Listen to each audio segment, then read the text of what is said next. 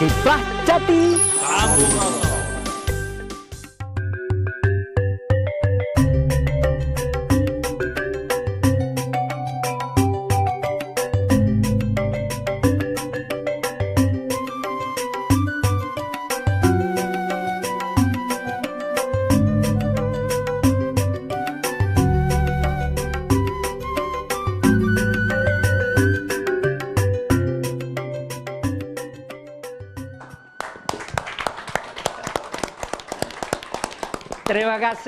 Terima kasih para penonton Dhamma TV yang kami muliakan. Salam sejahtera dan sebagaimana kita harapkan, semoga makhluk di jagat raya yang kelihatan ataupun yang tidak kelihatan, semua dalam keadaan damai, abadi, sejahtera sesuai dengan hukum mereka masing-masing. Dan terima kasih, kita berjumpa lagi di Dhamma TV yang selalu damai di hati.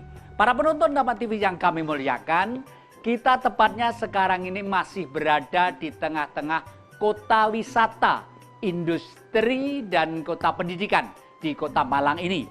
Dan tepatnya kita berada di sebelah pojok lapangan Rampal. Hari ini sengaja kita kumpulkan tokoh-tokoh yang muda-muda dan yang sepuh-sepuh untuk apa? Untuk mencoba berpikir tentang negeri kita, khususnya wilayah yang sangat mempunyai kesan historis, menarik, dan begitu indah, yaitu Singhasari, ya, atau orang umum menyebut Singhasari. Sebenarnya ada apa sih Singhasari? Nah, hari ini kita akan mencoba berbicara tentang Singhasari, perjalanan historis, keberadaan, dan potensinya.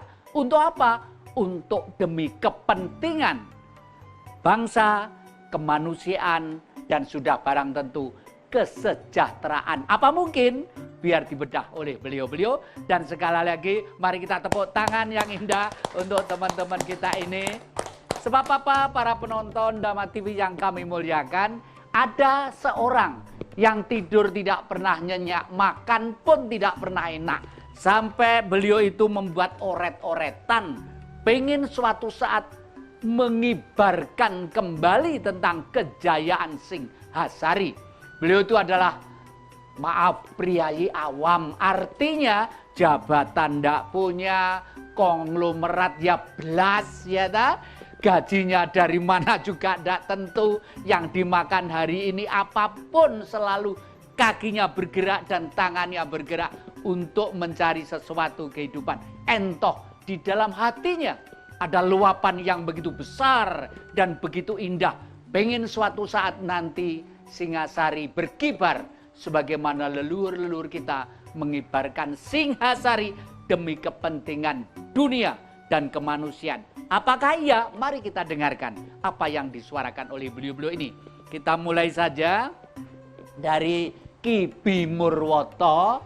Beliau itu pengamat sosial yang sangat rajin sekali. Nah, Pak Bimo, ini kalau Singhasari itu kita angkat kembali ke forum nasional dan internasional, logis apa enggak kira-kira? Monggo, kami persilakan. Ya menurut saya sangat logis. Karena ini dulu berbicara tentang Singhasari juga tidak bisa lepas dari yang namanya sejarah, kan seperti itu. Bahwa untuk menelusuri Singhasari apa gitu, ini sebenarnya sudah dimulai dulu di Cirebon, Mas Jadi. Di sana ada Pangeran Wangsakerta, yaitu pangeran yang ketiga dari pangeran di Cirebon, yang sepuh, Anom. Nah kemudian Wangsakerta ini diserai untuk menuliskan tentang sejarah Nusantara. Dan ini dilakukan 22 tahun, Mas Jati. Waduh. 22 tahun beliau itu mengundang semua ahli-ahli memang dari Nusantara. Dan buku ini judulnya memang Bumi ing Nusantara. Nah, salah satu dari bab di situ tentu saja yang ditulis adalah Singhasari. Karena ahli-ahli dari seluruh Nusantara itu dipanggil, mulai dari timur, ya, mulai Ambon sampai Timor, lalu ya bekas kerajaan-kerajaan yang ada di Jawa tentunya. Dan ini Singosari ini menjadi suatu perhatian yang sangat khusus. Karena di dalam tulisan yang Bumi Ing Nusantara ini pernah terjadi polemik Mas Yati. Untuk menuliskan itu polemik. Dan itu tahun 80 sekian gitu ada polemik ini tulisan ini dipersoalkan gitu loh. Iki asli apa enggak? Dan ternyata bahwa penelusuran kemudian karena ini menyangkut Nusantara, tentu bumi Nusantara ini yang dikejar. Lah ini rupanya yang ahli-ahli, jadi yang dari akademisi apa itu kan kita tahu bahwa yang nulis sejarah kita Indonesia ini kan londo, penjajah gitu loh. Lah penjajah itu ya nggak mau kalau nanti Nusantara ini betul-betul dibuka. Wah gawat ini kan gitu. Nah makanya diganjal lah ini. Dan ada beberapa literatur yang mungkin nanti ini juga saya tadi baru ingat, ini perlu kita bongkar. Karena dari Singosari lah yang juga ternyata raja-raja dari kerajaan yang sampai Mojopahit pun itu rajanya dari mana, itu tertulis di Bumi Ing Singosari. Nah, iya, terima kasih. Waduh. Ya, syukurlah. Bagaimanapun antara sejarah dan kehidupan merupakan satu benang merah. Bahkan Bung Karno pernah mengatakan bangsa yang besar adalah bangsa yang menghormati pahlawan dan mengerti akan sejarah leluhurnya. Ya, oleh karena itu musuh selalu memporak-porandakan sejarah supaya bangsa ini tegar sebagaimana suksesnya para leluhur. Nah, kita sekarang ke Pak Wito ini. Pak Wito, Anda itu kok sangat emosional sekali untuk mengibarkan Singosari. Itu dasarnya apa Pak Wito? Ya, saya ini dasarnya ya, saya melihat ini kan peradaban Singosari ini dengan fakta yang ada sekarang Pak Jati, saya bukan sejarawan, bukan siapa-siapa ya. Tapi Singosari ini besar gitu loh. Dengan peradaban yang ditinggalkan seperti itu. Tapi mengapa sekarang Singosari itu kok menjadi kecil gitu loh Pak Jati. Jadi ini ada benang merah yang terputus gitu.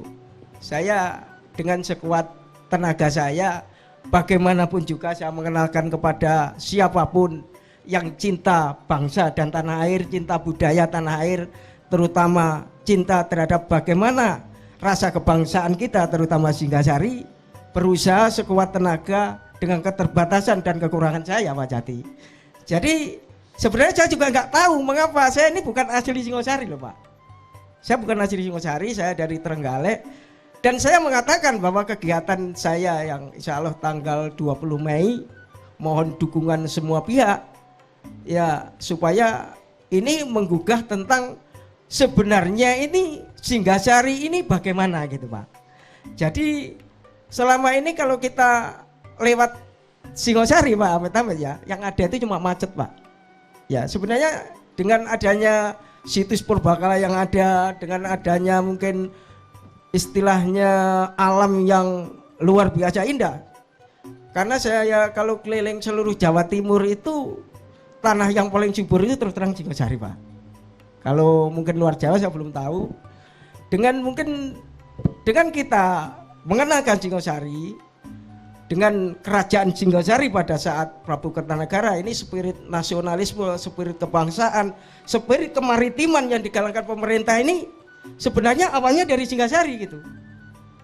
Jadi ya moga-moga ini ada, saya mohon dukungan semua pihak. Kalau Pak Juwito sendiri saya rasa enggak apa-apa, enggak tanpa dukungan semua pihak enggak bisa Pak. Terima kasih matur nuwun. Ya, para penonton Dawa TV yang kami muliakan, ternyata mencintai leluhur dan sejarah tidak tergantung KTP-nya berdomisili di mana. Saya sendiri orang Blitar, tapi sejak kecil gandrung Singosari sebuah besar. Ya ternyata bertahun-tahun di sana dengan sabar dan tekun, masyarakatnya juga ternyata masyarakat Singosari itu betul-betul mempunyai perasaan yang lembut, halus, sehalus karya-karya patung yang ada di sana. Patung seluruh Nusantara, bahkan seluruh dunia, baik dari India atau dari manapun, karya yang terhalus adalah karya Singosari. Ini membuktikan bahwa masyarakat Singosari dan Malang Raya ini berbudi halus, berbudi lembut. Nah, saya ingin tanya kepada yang muda. Ini ada kelompok pemuda yang sekarang itu giat di Padepokan Wangon di Singosari. Saya ingin tahu apakah masyarakat Singosari itu masih selembut dan seindah cerita yang ada selama ini atau bagaimana? Ini Mas Krisna Susamto, monggo kami persilahkan. Selama ini apa yang dianukan di sana? Monggo. Nggih, matur sembah nuwun sanget yang jati, salam budaya rahayu. Sejatinya selama saya di Singosari menemukan banyak hal-hal menarik yang saya temui dari masyarakatnya yang ya sangat kebinekaannya sangat terjaga sekali.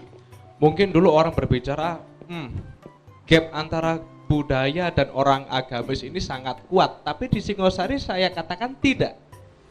Di mana Wangsa Rajasa ini pendirinya adalah Kenarok.